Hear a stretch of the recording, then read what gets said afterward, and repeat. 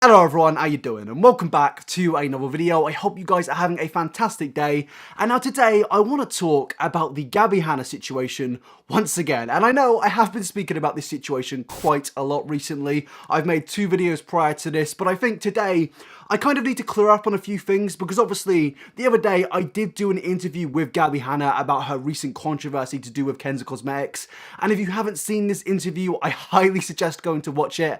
And that's not just because, you know, I want more views, well, maybe slightly, but also you do need some context to the situation before you watch this video. Now, the interview that I did with Gabbie came out a few days ago, and I wanted to take a few days of a break to kind of reflect on things and think things over before I give an in general opinion on this situation. And I have seen a lot of people come out and say, oh, you were manipulated by Gabbie Hanna, you sold out to Gabbie Hanna.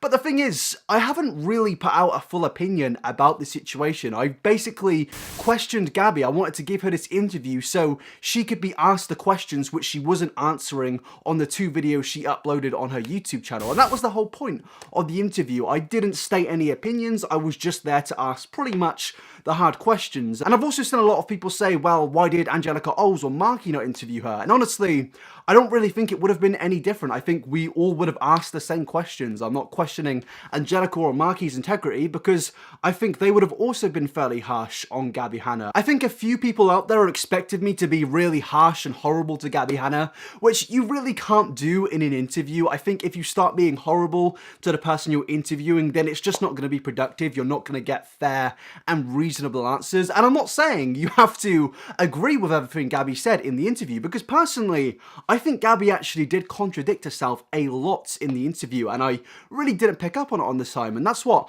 I really want to clarify on today. I want to talk about some contradictions, I want to talk about something that I personally said, and I also want to give my in general opinion on this so longed out situation. Now, the first thing I want to talk about, which is something a lot of people got upset with to do with Gabbie, was when in the interview she describes YouTubers that are talking about her as hate channels.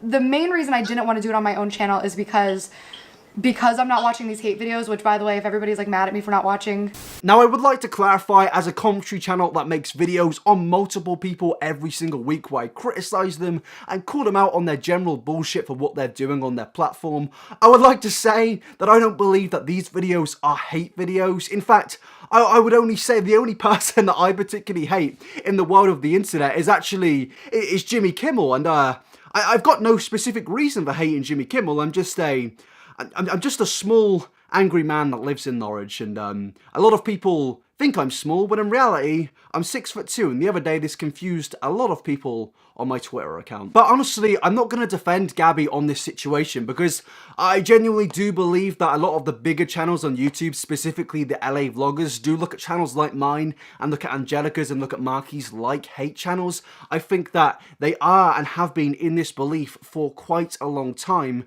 and it's one of the main reasons a lot of these YouTubers really haven't learned from anything, because it is a pretty ignorant mindset to have that somebody criticizing you is a hate channel. Now, don't get me wrong, there are things of actual hate trains out there and there are actual hate channels out there, but I don't personally believe that the commentators that have critiqued Gabbie Hanna are doing it out of a source of hatred. I think, if anything, they're just doing it because they want to do it. And also, if they didn't criticize these people because they like them or they've been a fan of them, then they would lose a level of integrity here. Because, for example, if I just went on this video to defend Gabbie because, you know, I know her and I speak to her now, then I feel like I would be doing an injustice to my audience, and as a comment said on my community page the other day, I would have actually sold out to Gabbie Hanna. So I'm not going to do that because I'm not a moron. When it comes to the belief that commentary channels are these evil hate channels which just want to pick on all these big YouTubers, I do think that comes from a general source of naivety, and I did say in the interview that Gabbie is naive. And now, to be fair to Gabbie, she did actually clear up on a statement pretty much moments after that. Can I not say hate videos, actually? Critique videos? Yeah, critique videos, because like I don't want people to think that I'm just watching the videos as like hate. Like, I understand the critique. Hate video is just like the word for like, this person hates me. Now, I'm not going to lie to you guys, this clearly is an immediate backtrack. Gabbie clearly realised what she said, and she realised that she can't call these channels like mine or Angelika or Marky's or anyone else's hate channels anymore.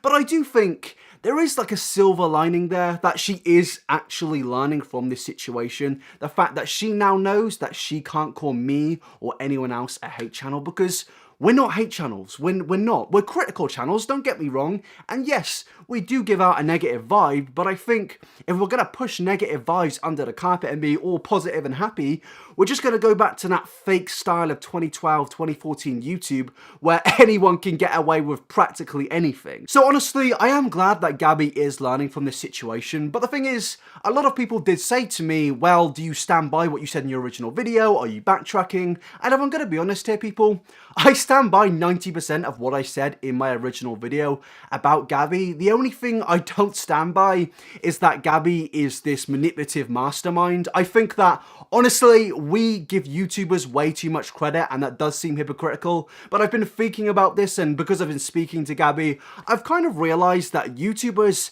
they do just fuck up, and they are just in general naive. I don't think that they have this master plan out to scam their fans, because when you think about it, why would they? Like, why would a YouTuber intentionally try and fuck their audience over? I don't think Gabbie wanted Kenza Cosmetics to screw over her fans. I just believe that a lot of creators out there are money hungry, and they also are just extremely naive, as I keep saying. Now, as I said earlier, a few people have been saying that I was manipulated or played by Gabbie Hanna, and I wholeheartedly disagree with that statement. And sure, you're entitled to your opinion, but honestly, when it comes to the video being on my channel, that was pretty much a mutual decision. I spoke to Gabbie before we even decided to do an interview where we briefly spoke about this situation, and we just thought it was for the best to come onto my channel. And personally, I did say to her, if you upload this video onto your third channel, it's just gonna look like you're trying to do a Shane Dawson Tanacon thing. And you believe me to be even the slightest for anything means so well to me. And to let you die. Or you're also manipulating your audience because you're pretty much playing the victim and doing a third video on the situation. And I think if she did that, then yeah, she probably would have played me if we went on her channel, but it was all completely a mutual decision. And whether you agree with that or whether you don't agree with that, that's fair enough. But I just want to say, I wasn't manipulated. I'm kind of shocked a lot of people are saying that, considering the videos I make where I do talk about manipulation, and I do believe a lot of YouTubers out there are manipulators. As I said earlier, I think we give credit to too many YouTubers. I don't believe Tana Mojo is a manipulator. I don't believe that Gabbie Hanna is a manipulator. I think they are very naive people. People that I do believe are manipulators are Onision, Logan Paul, for example, and that's because these two people have such a big history when it comes to making mistakes. But with this whole Kenza thing, I think there is clear evidence that in this situation, Kenza screwed over Gabbie's fans, but they also pretty much screwed over her too. Now, I want to move away from that and follow up on a point that Angelika Oles made in the beginning of her response video to this interview. And a lot of people took this point she was making as me and Angelika have beef or we're at war with each other. And I'm just going to play you the clip now from Angelika's video. I'll just roll the clip. I did not think it was gonna get to this. I thought me and Naba were, you know, fine. I don't know, man. I have no explanation for this, but roll the clip. Commentators started coming out and basically complaining and attacking Gabbie Hanna. They ask you how you are, you just have to say that you're fine when you're not really fine, but you just can't get into it because they would never understand. No tea, no shade, even though we both filmed videos about Gabbie Hanna and both put the word scammer in the title. But I'm the one that attacks, and I'm the one that complains. You know, with this comment, I genuinely feel like a bit of an idiot, I'm not gonna lie, because I feel like it comes off as really snide. It looks like I'm just being snide to all of my other fellow commentators, when the reality of the matter is, what I meant to say in that is that a lot of commentators, including myself, have made videos on Gabbie Hanna, and as I said before, I stand by these videos. But the thing is, when I recorded that clip, I had actually been editing for 12 hours straight, and I had to record an intro and an outro for the video, and I was just tired and I wasn't thinking, and yeah, it was a bit of a fuck up on my part, but at the end of the day, I didn't genuinely mean to be malicious, and that's probably the only thing I really regret about the interview. I'm not trying to be one of those edgy YouTubers who pretends not to be commentary channels despite uploading commentary videos onto their YouTube channel. It's one of those things for me personally which is a pet peeve when I see a YouTuber out there saying, oh, I hate these commentary channels, they're so cancer, they're so annoying, despite them uploading commentary onto their YouTube channel. If you're talking about a specific topic and you're sat in front of a camera in your bedroom, you are a commentator. No matter what the genre, no matter what the topic, you can be a beauty commentator, you can be a drama commentator, you can be whatever you want, but at the end of the day, it's still commentary, so I can see why a lot of people were annoyed at me. So yeah, when I look back on it and look at Angelika's video, I do regret that comment, but at the end of the day, as I said, I was editing for 12 hours straight, and you know, I'm not trying to play the victim here, guys. I'm not playing the victim, guys. Don't shoot me. So with them fine words from Gabbie, I think this sets the stage for the next thing I want to move on to, and that is victimization and damage control. And these are two words which I've used in the past after a long night out and speaking to my parents in the morning, but you know, we're going to use the context with Gabbie Hanna in this situation. Now, I think the criticism of damage control and victimization is always going to pop up when you are in a situation where you personally have fucked up and you really can't escape from it, and I don't think you should attempt to escape from it, because if you do that, it does appear to come off fake. So in reality, you can't really win here, but I do think we kind of need to take in the context of, yes, Gabbie did mess up in this situation, yes, she was very naive, yes, she should have done more research on Kenza, but also, Kenza Cosmetics did pretty much swindle Gabbie Hanna. Now, to be honest, I don't think that this is a good way to deflect criticism for Gabbie. I think that she should still take a lot of the blame in this situation, but the reason I think we should take this into context is because a lot of good people out there have lost a lot of money, and people may say, well, $10 isn't that much, but a lot of people have paid $30 shipping fee, and somebody actually did send me proof of that where they ordered 4 products and they did get 3 of them, but they still haven't received the 4th product, which really confuses me, because you'd think like Amazon or any other company, they would deliver these things in bulk, but apparently not. And yeah, I think we really do need to talk about this, because obviously if Kenza hadn't swindled her in this situation and it was fully Gabbie's fault, then I would agree a 2-minute apology where she is just honest and says she messed up is fine. So personally, I believe that an interview was probably the best thing to do, because it would mean somebody would ask her the questions that she wouldn't probably do in her own video, and it would also get the facts out there about what is really going on with Kenza, because a lot of people just want their products and some people just want their money, and if anything, this pretty much makes Gabbie look even worse, because she has done business with a shady company without doing her research, and I'm not going to defend that, and I hope Gabbie doesn't defend that, because at the end of the day, you really should only do sponsors with companies that you can trust. Now, I want to move on to the contradictions that Gabbie actually made in this interview, and if I'm going to be fully honest here, people, I didn't realise that Gabbie had made quite a few contradictions in the interview until I rewatched the interview like once or twice, and until I watched Angelika Oles' video, and to be honest, I feel like the reason for that is because this was my first interview, and you know, I feel like you should probably have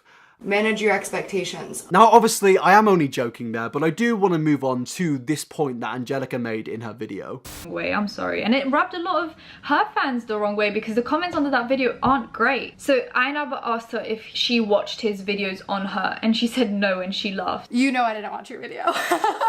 And by the face, he seems quite upset about that, and I would be too, because that's kind of disrespectful to get in touch with someone to do an interview about a situation, but you didn't watch the videos that the person made on you on that situation. It would just seem a little bit more reasonable to do some research on what his opinion is on the situation before you go in and speak to him about the situation. So she says she didn't watch his videos, which is fine, okay. But then when she speaks about why she chose Ainaba to do the interview, she says that she knows from his videos that he's not malicious and that he would not spin this in a negative way. I mean, I think there's some people who are just like, fuck Gabbie, I hate her, but no, I don't think that you were being malicious just because I know your content personally. You know I didn't watch your video. So did you Now, honestly, I can fully understand why a lot of people were particularly confused by these statements from Gabbie, because she says that she knows I'm a fair curator, but also says she hasn't watched the video that I made on her.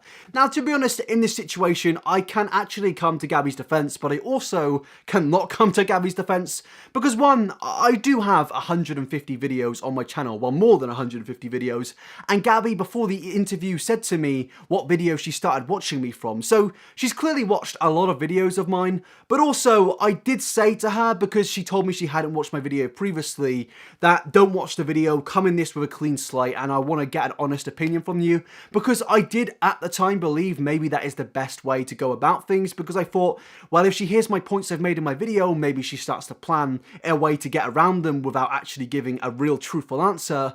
But to be honest, I feel now, after changing my opinions like 4 times, which I've stated on social media beforehand, I think that she probably should have watched my video, or maybe watched Marky's video, or maybe watched Angelika's video. So yeah, I feel like Gabbie and me should probably take the blame in this situation, because we both did make mistakes here. I should have told her to watch my video, and I think that she should have watched the video on her own intent before even speaking to me. Now, if I'm being fully honest, I am still debating this situation in my head constantly. I really don't know what the correct thing was to do here, but if I am going to play devil's advocate, which I like to do in my videos, I can say that when you become a massive creator, there obviously are going to be thousands of videos made on you, and I feel like a lot of bigger creators look at this and they just don't want to go down the rabbit hole of watching critique videos made on them constantly, because at the end of the day, it probably will damage your mental well-being if you're just sat through hours and hours of videos of people critiquing you. So honestly, it's really confusing me, and I don't actually think there is a correct answer in this situation,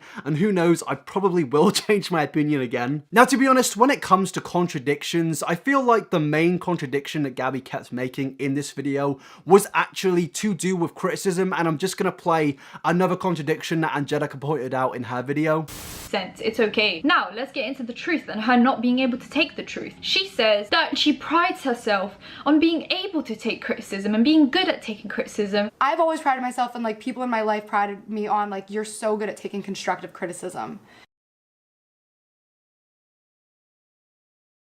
I mean, I think there's some people who are just like, Gabbie, I hate her. Because I'm not watching these hate videos, which by the way, if everybody's like mad at me for not watching these, can I not say hate videos actually? Critique videos? Yeah, critique videos, because like I don't want people to think that I'm just watching the videos as like hate. Like I understand the critique. Hate video is just like the word for like, this person hates me.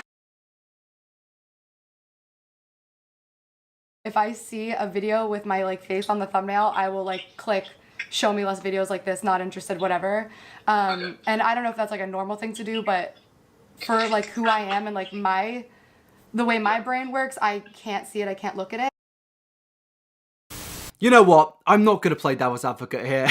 I'm not going to defend anyone here. I'm actually going to pretty much apologize for not picking this up, because this is the most obvious contradiction in the entire interview. To say that you pride yourself on taking criticism, but then say you hide videos. I mean, it is funny to me, but when you really think about it, I don't know how anyone can say that in the same interview, and I'm kind of shocked I didn't pick up on that, to be honest. I guess I was just tired, and that is why I'm making this follow-up video, to pretty much clarify some things and get my overall opinion out there. Now, if I'm going to be fully honest here, if Gabbie said that she isn't good with criticism, I feel like that would have probably came off better in this interview than her contradicting herself, because if we're being fully honest, not many people are good with being critiqued. I don't think there are many people out there which like to hear criticisms about themselves, because at the end of the day, when you're being critiqued, a lot of people are critiquing your in general integrity, and it is pretty demeaning no matter if the criticism is justified or it isn't justified. So yeah, I don't believe that Gabbie Hanna is good with criticism, and I think it has showed in that specific situation. Now, to be fair, Gabbie does kind of admit to that in her apology, but even with her apology at the end of this video, this interview, some people still did take up issue with something that she did in the apology, and I am just gonna roll the clip now. I never gave the final thought. I just want to like make sure I make it so clear that I'm actually fucking sorry as fuck. And like I know that I was wrong, and if I came off as like trying to like defend myself or like making excuses, I know that like no matter what reason, no matter what like explanation I'm like giving, at the end of the day, I know 100% fact that I fucked up in a lot of ways. I am taking responsibility for it, even though I can say like the reason, like it's still my fault, period. And I'm sorry, and I don't think that this is gonna like fix my image, or I'm gonna like get all of these people to come back and like trust me, but I just wanted to move into this year having said it, because there's always this thing in the back of my head of like, should I address it? Should I address it? And I just want to live as honestly as possible, so. Now, quite a few people out there in YouTube comment sections or on Twitter were particularly annoyed with Gabbie's phrasing in this part of the apology when she said, "I'm sorry as fuck," and then proceeded to laugh afterwards.